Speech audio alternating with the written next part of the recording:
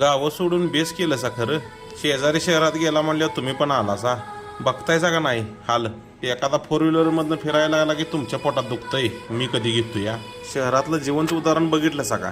कोणाचाच कोणाला इथे ताळमेळ नाही. बरं त्याला जोड आली EMIची म्हणल्यावर काय सगळं आयुष्य सोयीस्करच की झालं.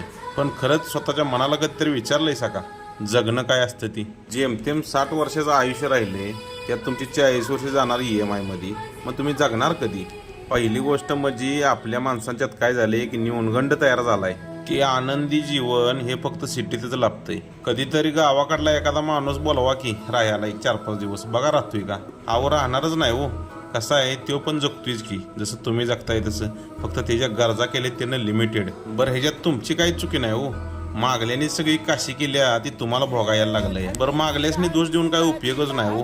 कारण कसं आहे त्यावेळेस त्यांचं प्रॉब्लेम वेगळं होतं आणि आत्ताचं तर काय